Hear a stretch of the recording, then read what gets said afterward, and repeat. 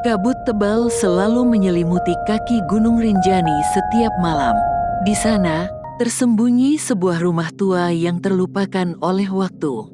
Penduduk desa menyebutnya Rumah Kabut, sebuah tempat yang hanya dibicarakan dalam bisikan oleh warga. Konon, menurut berita yang beredar, siapapun yang mencoba memasuki rumah itu tidak akan pernah kembali. Namun, Dimas, seorang pemuda kota, tidak percaya pada mitos. Sebagai seorang petualang dan konten kreator yang memburu kisah-kisah mistis, ia justru merasa tertantang untuk membuktikan kebenaran cerita tersebut. "Ah, hanya rumah tua. Apa yang bisa terjadi?" ucap Dimas kala itu, tanpa mengetahui bahwa langkahnya menuju tempat itu justru akan mengubah hidupnya selamanya.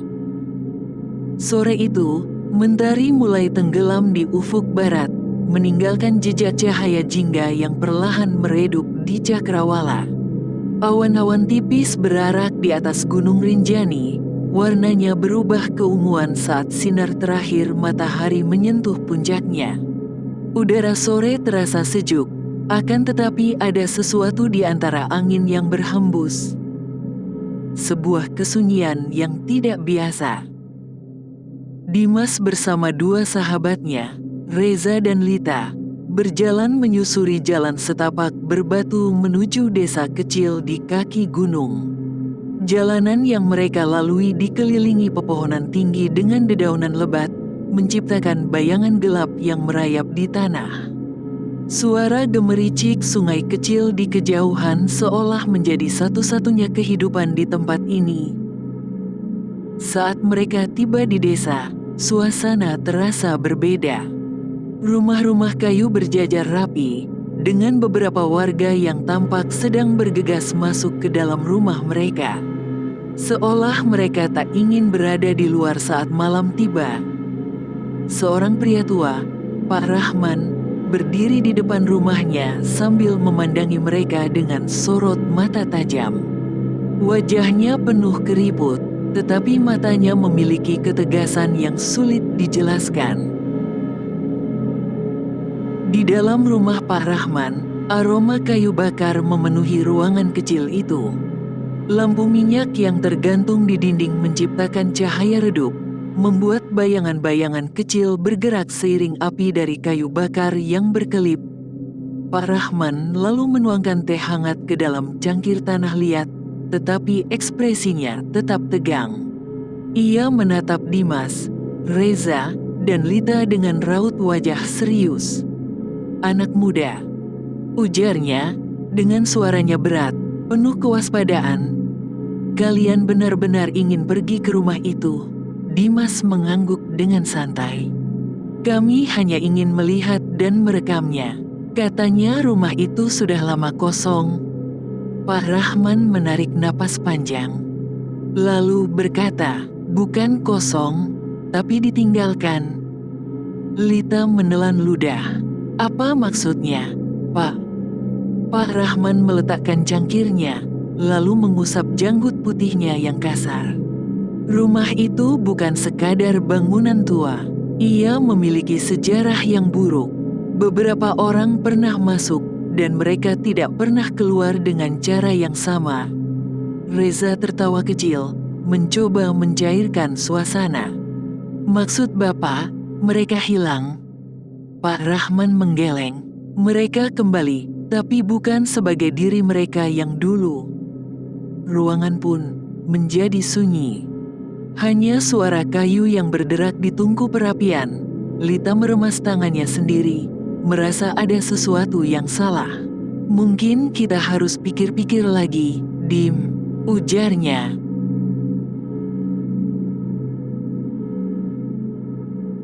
Namun, Dimas tetap teguh. Baginya, ini hanyalah cerita rakyat. Tidak ada hantu, tidak ada kutukan. Ia berdiri dan merapikan jaketnya. "Terima kasih atas peringatannya, Pak. Tapi kami tetap akan pergi malam ini." Pak Rahman menatapnya dalam diam. Lalu, sebelum mereka pergi, ia berkata satu hal terakhir. Jangan panggil nama siapapun di dalam rumah itu. Lita lalu menggigit bibirnya. Reza tertawa kecil, dan Dimas hanya mengangguk. Tak ada yang tahu bahwa peringatan itu bukan sekadar mitos. Malam pun tiba, bulan nyaris tak terlihat di balik awan. Udara dingin menggigit, dan kabut mulai turun, mengalir seperti uap hidup yang menyelimuti tanah. Dengan kamera dan senter di tangan, Dimas, Reza, dan Lita berjalan menyusuri jalur sempit menuju rumah tua itu. Langkah mereka terdengar menggema di jalan setapak yang sunyi. Tidak ada suara jangkrik, tidak ada suara burung malam, hanya keheningan yang menekan dada. Lalu, setelah berjalan sekitar 20 menit, mereka melihatnya. Sebuah rumah tua berdiri di tengah kabut. Jendela-jendela tinggi menjulang seperti mata kosong yang menatap mereka. Pintu kayunya tertutup rapat, seolah-olah menyimpan sesuatu di dalamnya. Lita menelan ludah. "Aku tidak suka ini." Dimas menyalakan kamera. "Santai saja," ucapnya sambil mendorong pintu itu. "Ini cuma rumah kosong." Pintu terbuka. Aroma lembab dan debu langsung menyergap mereka. Cahaya senter menyoroti lorong panjang dengan perabotan tua yang tertutup kain putih.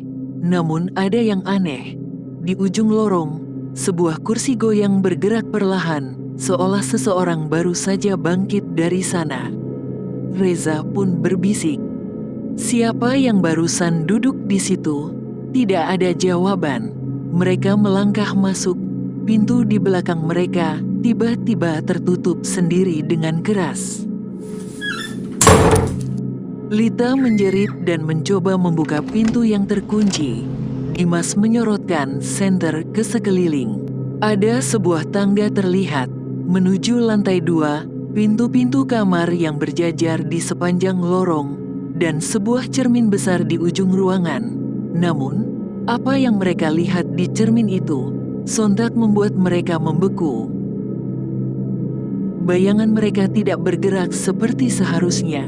Dalam pantulan cermin, Dimas, Reza, dan Lita tidak sedang melihat ke arahnya. Mereka sedang menatap sesuatu di belakang mereka. Sebuah sosok tinggi dengan mata kosong dan wajah hampa. Lita menangis ketakutan. "Dim, kita harus keluar dari sini," ujarnya dengan suara gemetar. Dimas menoleh ke belakang, dan tidak ada siapa-siapa. Tetapi saat ia kembali menatap cermin, sosok itu kini kian dekat dan tersenyum.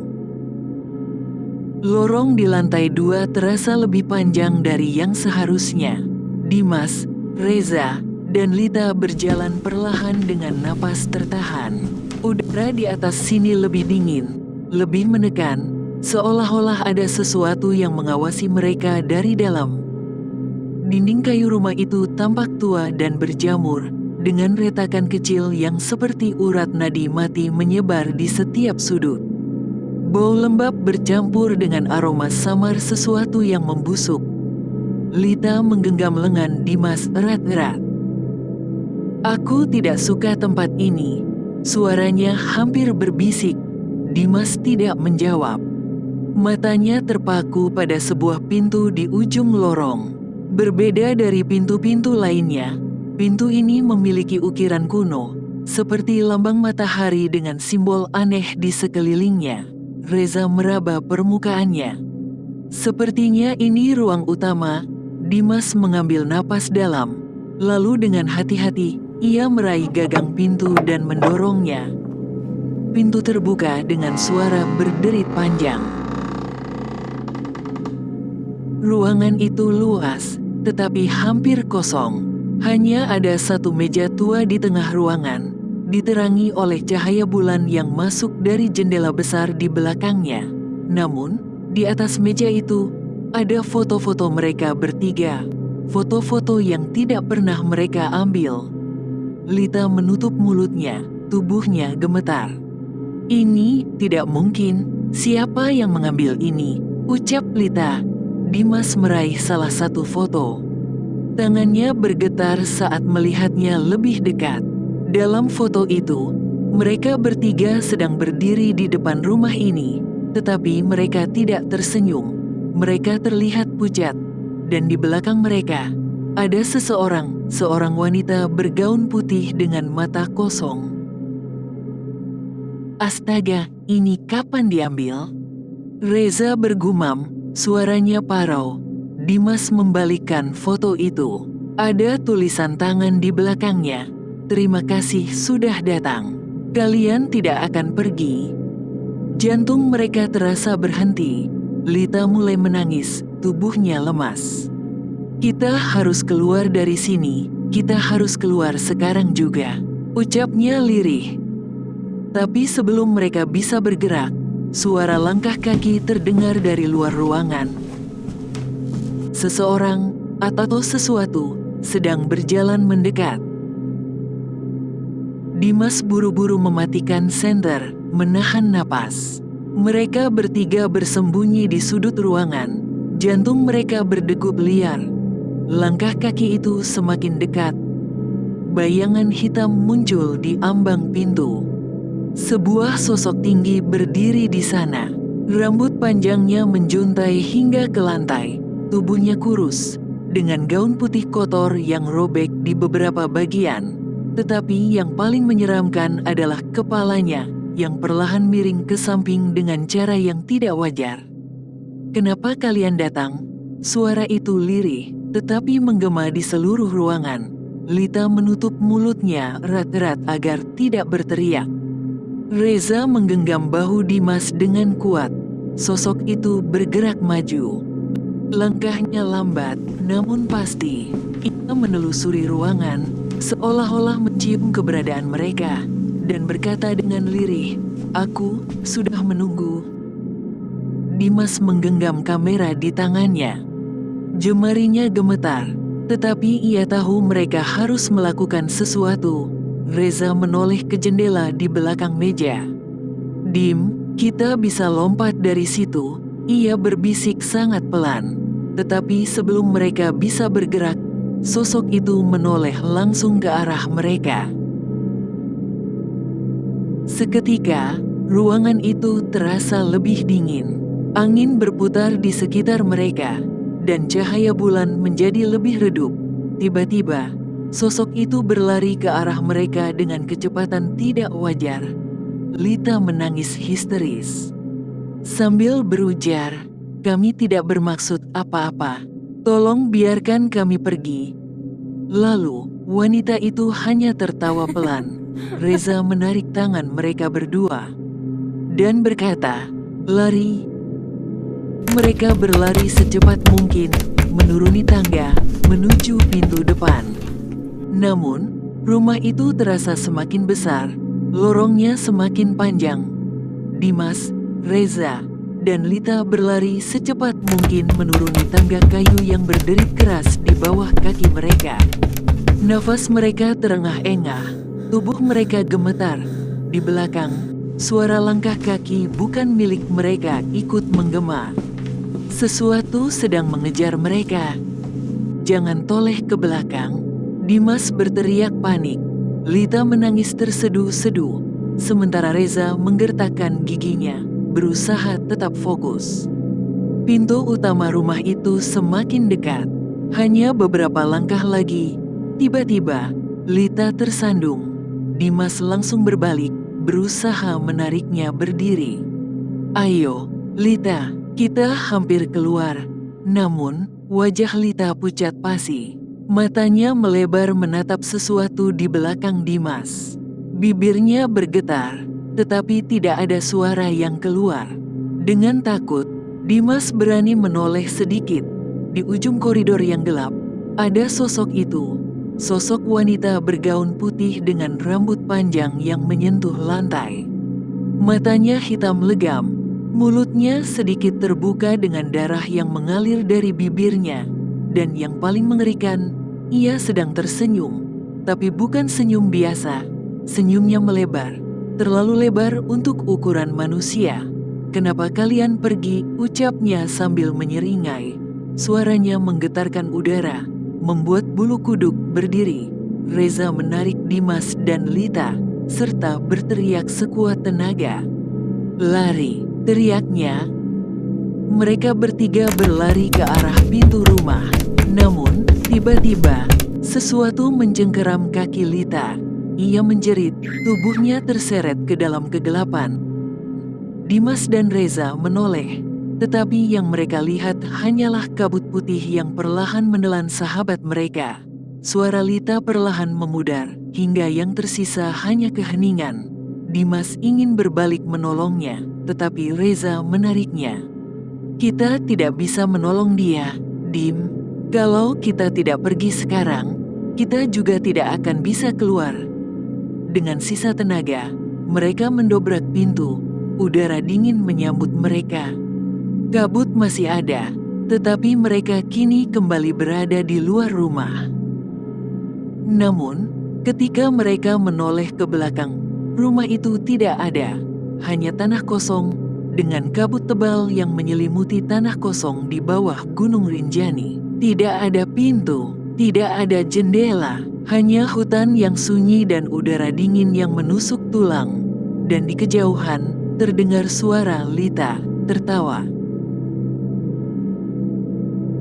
Dimas menggeleng, matanya masih mencari-cari bangunan itu. Kita harus keluar dari sini. Reza menatap jam tangannya, dan sesuatu membuatnya membeku. Waktu masih menunjukkan pukul 0.25, mereka seharusnya masih ada di dalam rumah itu. Mereka akhirnya berhasil kembali ke desa. Tubuh mereka lelah, pikiran mereka kacau. Dimas dan Reza kembali ke desa dalam keadaan shock. Penduduk desa hanya menunduk dalam diam. Lalu, Pak Rahman menatap mereka dengan wajah serius. Kalian lihat sesuatu di dalam rumah itu? Tanyanya pelan. Dimas menatapnya dengan mata kosong. Rumah itu hilang, Pak. Pak Rahman menghela napas dalam, lalu menatap mereka satu persatu. Aku sudah memperingatkan kalian. Pak Rahman berbisik, rumah itu memang bukan sekadar rumah.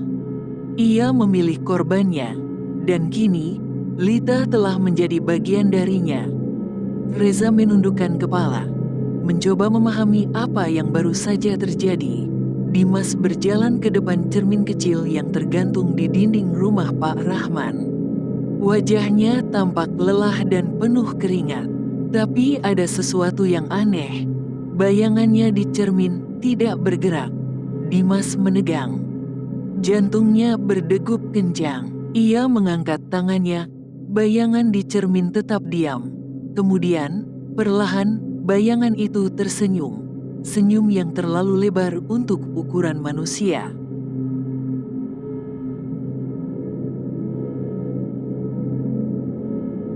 Terima kasih telah mengikuti kisah ini sampai akhir. Jangan lupa like, komen, dan subscribe agar kalian tidak ketinggalan cerita-cerita misteri berikutnya. Dan ingat, jika suatu saat kalian menemukan sebuah rumah tua di tengah kabut Gunung Rinjani, jangan pernah masuk. Sampai jumpa di video narasi berikutnya. Atau mungkin, kita akan bertemu lagi di tempat yang tak kalian duga.